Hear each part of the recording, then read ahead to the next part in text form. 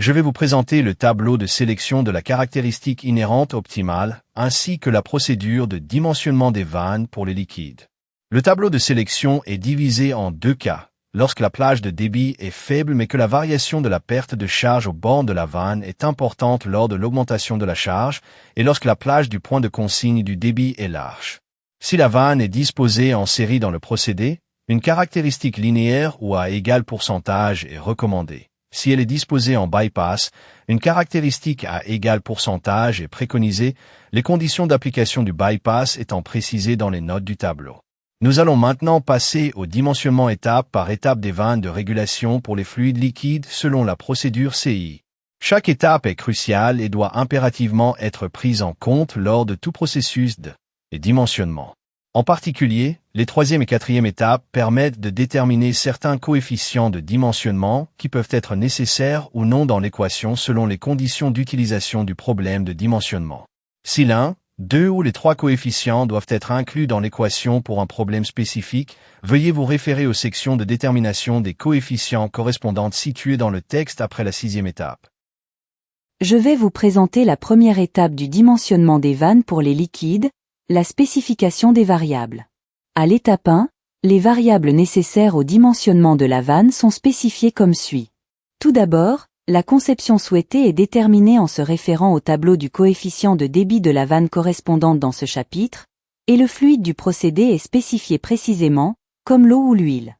Ensuite, on spécifie les conditions d'utilisation appropriées, le débit Q ou W, la pression d'entrée P1, la pression de sortie P2 ou la perte de charge P, la température d'entrée T1, la densité relative GF, la pression de vapeur PV, la pression critique PC, et la viscosité cinématique epsilon. La capacité à identifier quels termes sont appropriés pour une procédure de dimensionnement spécifique ne s'acquiert qu'à travers l'expérience de différents problèmes de dimensionnement de vannes.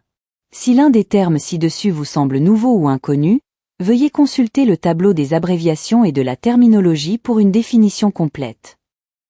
Je vais vous présenter les deuxième et troisième étapes de la procédure de dimensionnement des vannes. La deuxième étape consiste à déterminer la constante de l'équation N. N est une constante numérique contenue dans chaque équation de débit, permettant d'utiliser différents systèmes d'unités dans la même équation.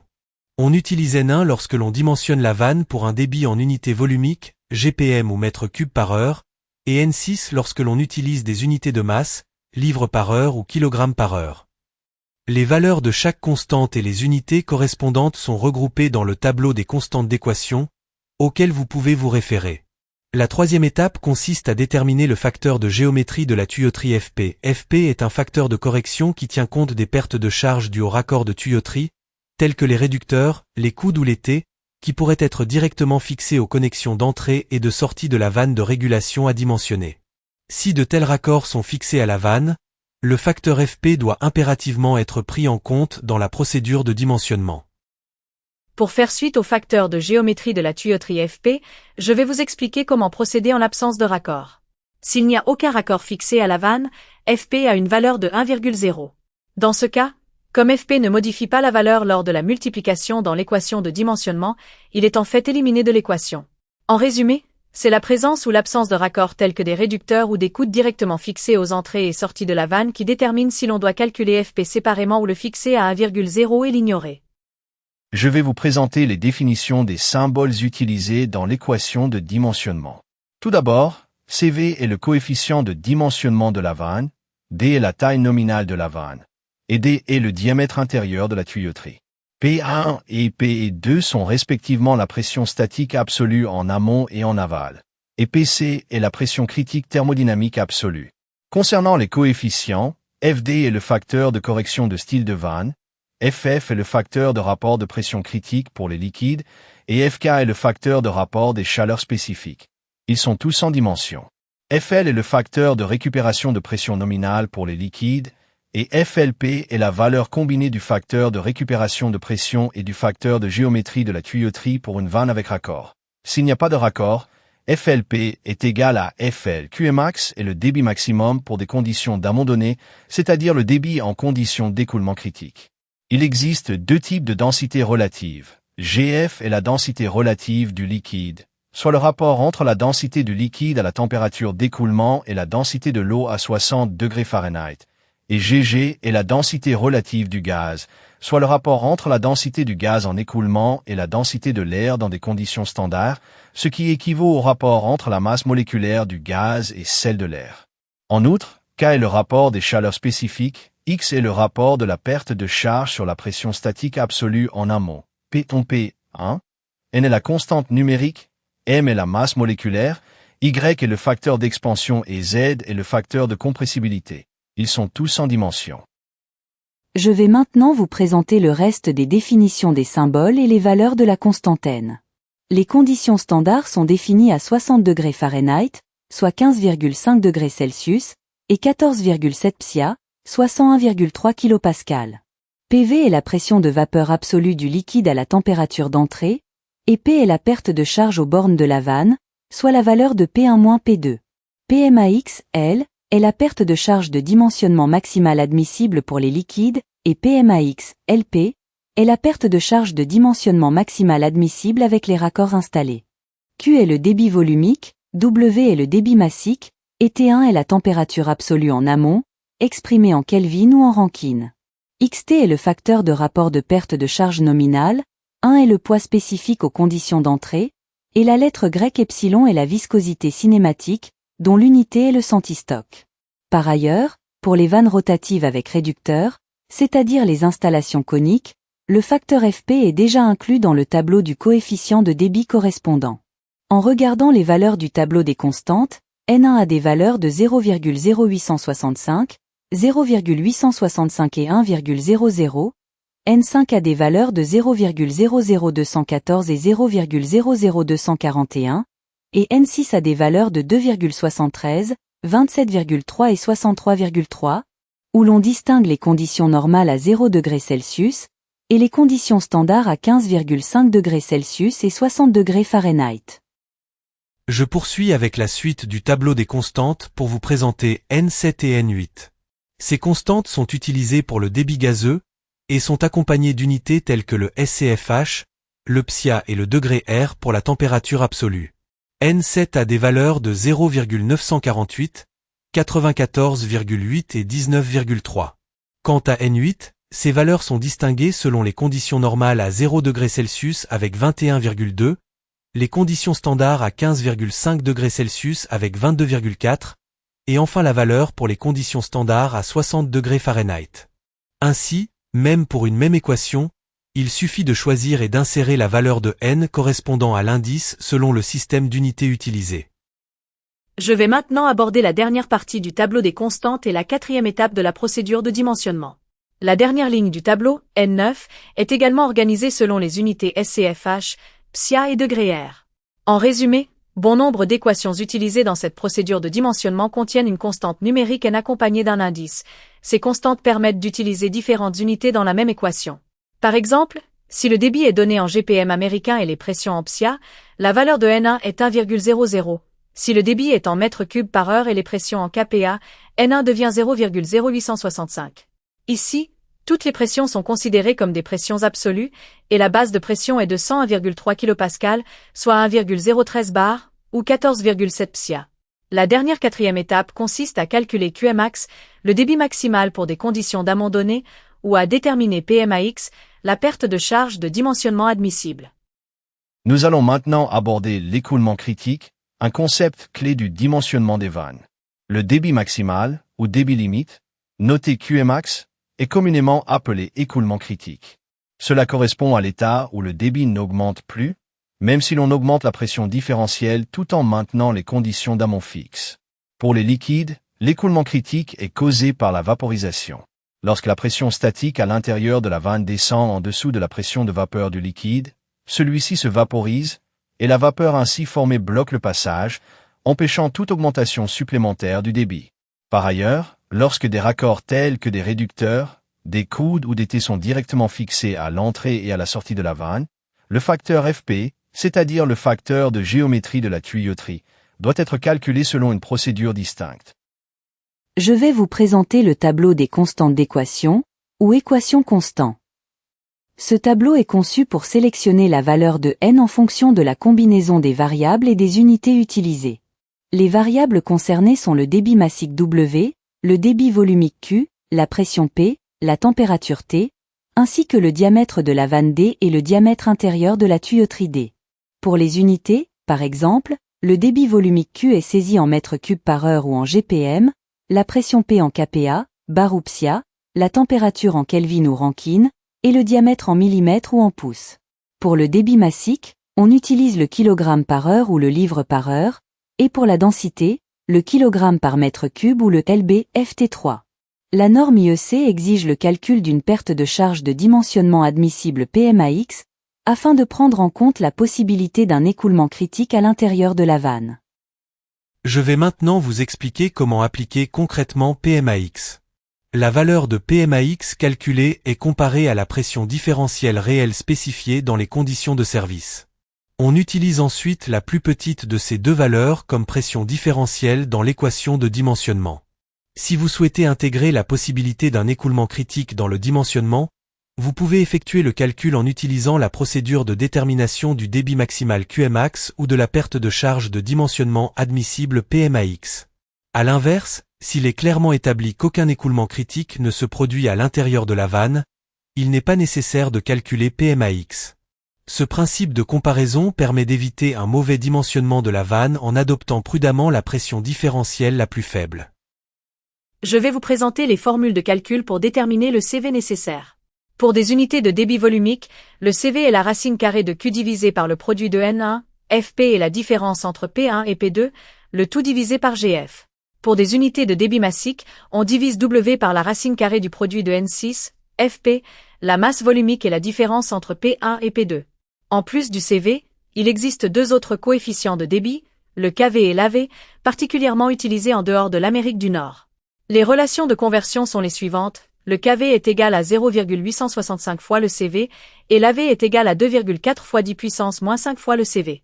En utilisant la valeur du CV calculée, on sélectionne la taille de la vanne en se référant au tableau des coefficients de débit. Enfin, si des raccords tels que des réducteurs, des coudes ou des T sont directement fixés aux connexions d'entrée et de sortie de la vanne de régulation à dimensionner, il faut calculer le FP, c'est-à-dire le facteur de géométrie de la tuyauterie, et il est recommandé, si possible, de le déterminer expérimentalement par des tests réels avec la vanne spécifiée. Nous allons maintenant voir comment déterminer le facteur de géométrie de la tuyauterie, FP. Pour les vannes rotatives utilisées avec des réducteurs, toutes les valeurs de FP ont été déterminées expérimentalement et sont répertoriées dans les tableaux des coefficients de débit. Pour les valeurs qui ne figurent pas dans ces tableaux, on utilise la formule suivante. Fp est l'inverse de la racine carrée de 1 plus la somme de K divisé par N2, multiplié par le carré de CV divisé par D au carré. Ici, N2 est une constante numérique trouvée dans le tableau des constantes de l'équation. D est la taille nominale supposée de la vanne, et CV est le coefficient de dimensionnement de la vanne à une course de 100% pour la taille de vanne supposée. Dans l'équation ci-dessus, le terme K représente la somme algébrique des coefficients de perte de charge cinétique de tous les raccords fixés à la vanne de régulation. Je vais vous expliquer comment est composé le terme K, qui est l'élément central de la formule du FP. K est égal à K1 plus K2 plus KB1 moins KB2.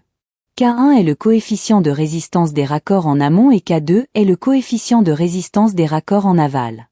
KB1 est le coefficient de Bernoulli à l'entrée et KB2 est le coefficient de Bernoulli à la sortie. Les coefficients de Bernoulli, KB1 et KB2, sont utilisés uniquement lorsque le diamètre de la tuyauterie arrivant à la vanne est différent du diamètre de la tuyauterie sortant de la vanne. KB1 ou KB2 se calcule par 1 moins D divisé par D, à la puissance 4. Ici, le petit d est la taille nominale de la vanne et le grand D est le diamètre intérieur de la tuyauterie. Si les tuyauteries d'entrée et de sortie sont de même taille, KB1 et KB2 sont égaux et s'annulent donc dans l'équation. Le raccord le plus couramment utilisé dans les installations de vannes de régulation est le réducteur concentrique court. Pour un réducteur à l'entrée, K1 se calcule comme 0,5 multiplié par le carré de 1 moins D carré divisé par D carré. Nous allons aborder les coefficients de résistance créés par les raccords lors du dimensionnement des vannes, ainsi que les procédures de calcul du débit maximum et de la chute de pression admissible en cas d'écoulement critique. Tout d'abord, concernant les coefficients de résistance, pour un réducteur à la sortie, K2 se calcule approximativement comme 1,0 multiplié par le carré de 1 moins des carrés divisé par des carrés. Si la vanne est installée entre deux réducteurs identiques, K1 et K2 sont égaux et valent 1,5 multiplié par le carré du même terme entre parenthèses. Ensuite, s'il est possible qu'un écoulement critique se produise à l'intérieur de la vanne de régulation à dimensionner, il faut impérativement déterminer soit Qmax, le débit maximum, soit delta Pmax, la chute de pression de dimensionnement admissible. Le débit maximum Qmax se calcule comme la racine carrée de N1 fois Fl fois Cv multiplié par P1 moins Ff fois Pv, divisé par Gf. Ici, Ff est le facteur de rapport de pression critique pour les liquides, que l'on peut lire sur le figure 5A2 ou calculer via la formule 0,96 moins 0,28 fois la racine carrée de Pv divisé par Pc. La valeur de Fl, le facteur de récupération pour les vannes installées sans raccord, se trouve dans les tableaux des coefficients de débit. Nous traitons maintenant le cas où des raccords, tels que des réducteurs, sont fixés à la vanne lors de l'installation. Dans ce cas, le Fl de la formule précédente doit être remplacé par le quotient FLP divisé par Fp. FLP est défini comme la somme de K1 divisé par N2 multiplié par Cv divisé par d carré et de 1 divisé par Fl carré, le tout élevé à la puissance moins 1/2. Ici, K1 est la somme de K1 et Kb1, où K1 est le coefficient de résistance des raccords en amont et Kb1 est le coefficient de Bernoulli à l'entrée. Pour les définitions des autres constantes et coefficients utilisés dans ces équations, veuillez vous référer à la procédure de détermination du facteur de géométrie de la tuyauterie Fp. La chute de pression de dimensionnement admissible, delta Pmax, se calcule selon les relations suivantes. Pour les vannes installées sans raccord, delta Pmax, L, est égal à Fl carré multiplié par P1 moins Ff fois Pv. Pour les vannes installées avec des raccords, delta Pmax, Lp, est égal au carré de FLP divisé par Fp, multiplié par ce même terme entre parenthèses. Je vais vous présenter les définitions des variables de pression apparaissant dans l'équation de la perte de charge admissible. P1 représente la pression statique absolue en amont, et P2 la pression statique absolue en aval. PV est la pression de vapeur absolue à la température d'entrée. Quant au facteur de rapport de pression critique pour les liquides, FF, il peut être lu directement sur le figure 5A2 ou calculé selon la formule 0,96 moins 0,28 multiplié par la racine carrée de PV divisé par PC. Ici, PC est la pression critique du fluide. Ce coefficient est une donnée d'entrée essentielle pour le diagnostic de l'écoulement critique et le calcul de la perte de charge admissible. Ceci représente les valeurs du facteur de rapport de pression critique pour divers fluides. Je vais maintenant expliquer l'application du facteur de récupération et la procédure de diagnostic de l'écoulement critique. Le facteur de récupération Fl pour une vanne installée sans accessoire peut être trouvé dans les tables du coefficient de débit, tandis que la méthode pour obtenir le facteur de récupération FLP pour une vanne avec accessoire est décrite dans la procédure de détermination du débit maximum Qmax vue précédemment. Une fois la valeur de delta Pmax obtenue via l'équation appropriée, elle doit être comparée à la pression différentielle réelle de service, c'est-à-dire delta P égale à P1 moins P2. Si delta Pmax est inférieur à delta P, cela indique que des conditions d'écoulement critique existeront dans les conditions de service spécifiées. Lorsque ces conditions d'écoulement critique sont présentes, autrement dit si delta Pmax est inférieur à P1 moins P2, il faut modifier la cinquième étape de la procédure de dimensionnement des vannes pour liquide. Plus précisément, on remplace la pression différentielle de service réelle, P1 moins P2, dans l'équation de dimensionnement correspondante par la valeur calculée de delta Pmax. Les courbes associées figurent au figure 5A2. Après avoir confirmé l'apparition d'un écoulement critique, je vais vous présenter la méthode pour en affiner la cause. Le figure 5A2 est une courbe montrant le facteur de rapport de pression critique pour tous les fluides. Une fois que l'on sait que l'écoulement critique se produit dans la conception de la vanne spécifiée, car delta Pmax est calculé comme étant inférieur à delta P, on peut distinguer si cet écoulement critique est causé par la cavitation ou par la vaporisation éclair. Le critère de distinction est la comparaison entre la pression de sortie de la vanne et la pression de vapeur du liquide. Si la pression de sortie de la vanne est inférieure à la pression de vapeur du fluide, la cause de l'écoulement critique est la vaporisation éclair. À l'inverse, si la pression de sortie de la vanne est supérieure à la pression de vapeur du fluide, la cause est la cavitation. Je vais maintenant vous présenter un exemple de dimensionnement pour liquide en appliquant la procédure précédente. Supposons une installation qui, lors du démarrage initial de l'usine, ne fonctionnera pas à sa capacité de conception maximale. Les conduites sont dimensionnées pour la capacité ultime du système, mais on souhaite installer dès maintenant une vanne de régulation dimensionnée uniquement pour les besoins actuellement prévus. Le diamètre de la ligne est de 8 in, et une vanne à globe classe 300 avec une cage à pourcentage égale a été spécifiée. Des réducteurs concentriques standards seront utilisés pour installer la vanne dans la ligne. L'objectif est de déterminer la taille de vanne appropriée. Dans un premier temps, nous listons les variables nécessaires au dimensionnement. La conception de vanne souhaitée est une vanne à globe classe 300 avec cage à pourcentage égal, et la taille de vanne supposée est de 3 in. Le fluide de procédé est le propane liquide, et les conditions de service sont les suivantes. Débit Q égale à 800 GPM, P1 égale à 300 psi, soit 314,7 psia, P2 égale à 275 psi, soit 289,7 psia. Delta P est de 25 livres par pouce carré, la température d'entrée T1 est de 70 degrés Fahrenheit, la densité relative GF est de 0,5, la pression de vapeur PV est de 124,3 psia, et la pression critique PC est de 616,3 psia. Je vais maintenant aborder les étapes intermédiaires de cet exemple de dimensionnement de vanne de régulation pour liquide. Tout d'abord, on détermine la valeur N1, constante correspondant au système d'unité, à 1,0 d'après la table des constantes d'équation. Ensuite, il faut calculer le facteur de géométrie de la tuyauterie FP. Dans cet exemple, comme on prévoit d'installer une vanne de 3 in. Dans une ligne de 8 in, le facteur FP est indispensable pour corriger les pertes causées par les accessoires fixés à la vanne. FP s'obtient en divisant 1 plus sigma K par N2, en multipliant le résultat par le carré de CV divisé par D au carré, puis en élevant l'ensemble à la puissance moins 1/2. Ici, N2 est de 890 selon la table des constantes, D est de 3 in. Comme défini à la première étape, et CV est de 121 d'après la table du coefficient de débit pour une vanne à globe classe 300 de 3 in. Avec cage à pourcentage égal. Puisque la vanne est installée entre deux réducteurs concentriques identiques, sigma K est égal à K1 plus K2, calculé comme 1,5 multiplié par le carré de 1 moins D au carré divisé par des majuscules au carré. Des majuscules, soit le diamètre intérieur de la tuyauterie, est de 8 in. Ainsi, 1,5 multiplié par le carré de 1 moins 3 au carré divisé par 8 au carré donne un sigma K de 1,11. En substituant ces valeurs, on obtient un FP de 0,90. Enfin, on calcule la perte de charge de dimensionnement admissible, delta PMAX.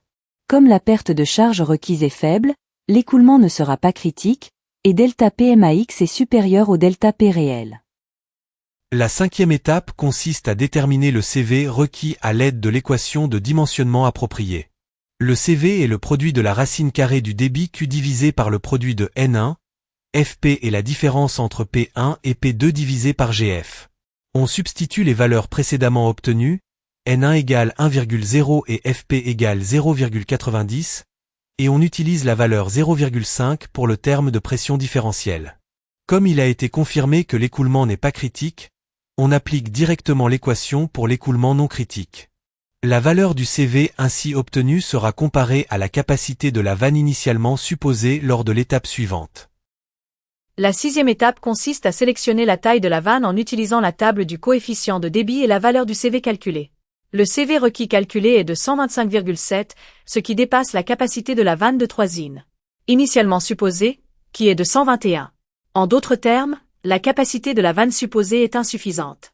Dans cet exemple, il peut sembler évident qu'une taille supérieure, soit 4 in, serait la bonne taille de vanne, mais ce n'est pas toujours le cas, et il est donc préférable de répéter la procédure précédente. En supposant une vanne de 4 in, le CV devient 203, valeur obtenue dans la table du coefficient de débit pour une vanne à globe classe 300 de 4 in. Avec une cage à pourcentage égal. On substitue ensuite cette valeur de 203 dans le calcul de FP pour recalculer le CV requis. Nous recalculons maintenant FP et le CV requis en supposant une vanne de 4 in. Sigma K est égal à K1 plus K2, soit 1,5 multiplié par le carré de 1 moins D au carré divisé par des majuscules au carré. Comme D est de 4 in, et des majuscules est de 8 in, on obtient 0,84 en calculant 1,5 multiplié par le carré de 1 moins 16 divisé par 64. En insérant cela dans l'équation de FP, avec N2 égale 890, CV égale 203 et D égale 4 in, on obtient un FP de 0,93. En recalculant le CV avec cette valeur, on obtient une forme où 1,0 multiplié par 0,93 est divisé par 0,5 et le CV requis devient 121,7. Ce résultat indique que la vanne de Catherine est suffisamment grande pour satisfaire les conditions d'utilisation données. Toutefois, selon les cas, une prédiction plus précise du CV peut être nécessaire. Dans ce cas, on peut recalculer un nouveau FP basé sur la valeur du CV obtenu et répéter le calcul. Nous procédons à une nouvelle itération d'affinage. Cette fois, on utilise le CV de 121,7 obtenu précédemment pour recalculer FP.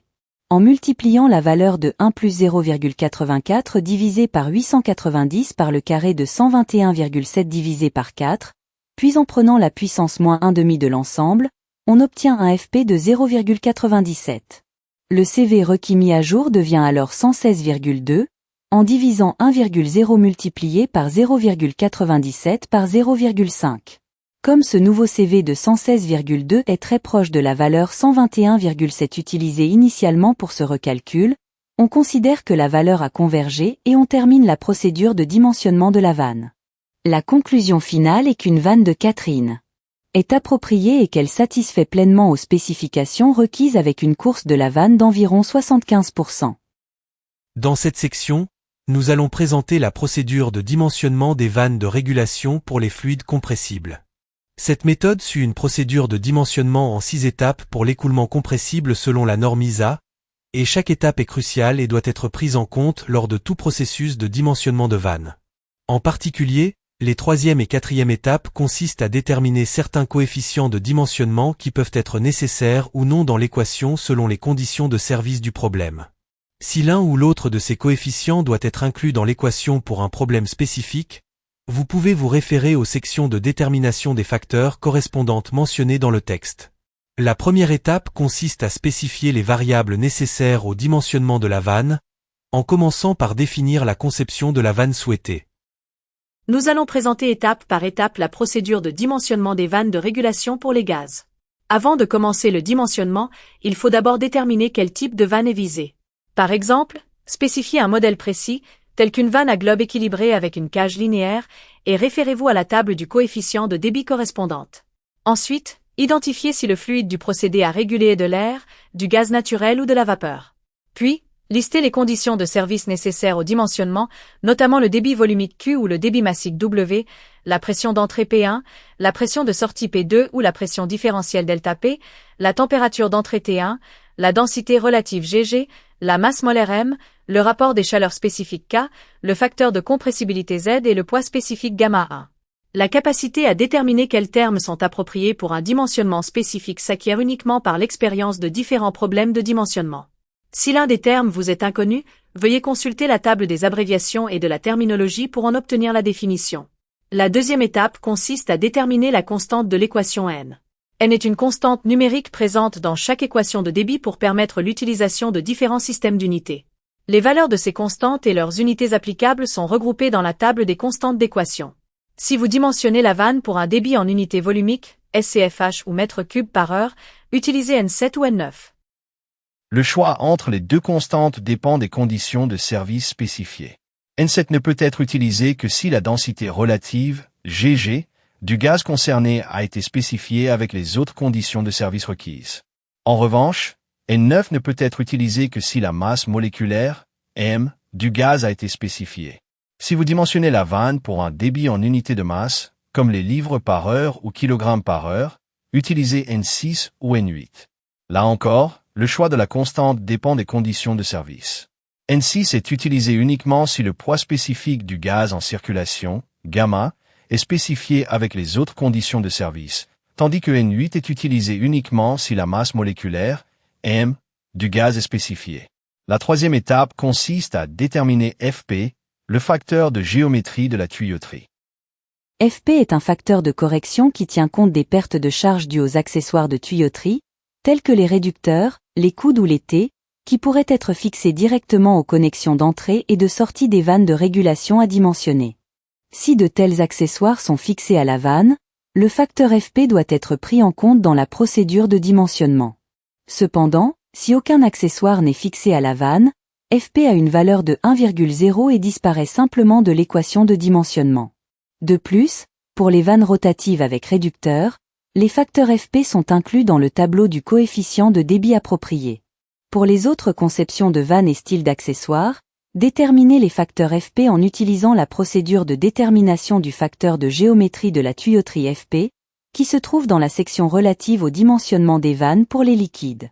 La quatrième étape est de déterminer Y, le facteur de détente, comme suit. Y est égal à 1 - x divisé par 3 fois FK fois XT. Je vais vous expliquer les variables entrant dans l'équation du facteur de détente. Fk est égal à K divisé par 1,4, ce qui correspond au facteur du rapport des chaleurs spécifiques. K représente le rapport des chaleurs spécifiques. X est le rapport de perte de charge, soit ΔP divisé par P1. Xt est le facteur du rapport de perte de charge pour les vannes installées sans accessoires. Plus précisément, Xt est le rapport de perte de charge nécessaire pour produire un débit critique, c'est-à-dire un débit maximum, à travers la vanne lorsqu'Fk est égal à 1,0. Si la vanne de régulation à installer possède des accessoires tels que des réducteurs ou des coudes, leur effet est pris en compte dans l'équation du facteur de détente en remplaçant le terme Xt par un nouveau facteur, Xtp. La procédure pour déterminer le facteur Xtp est décrite dans la section relative à la détermination de Xtp, le facteur du rapport de perte de charge.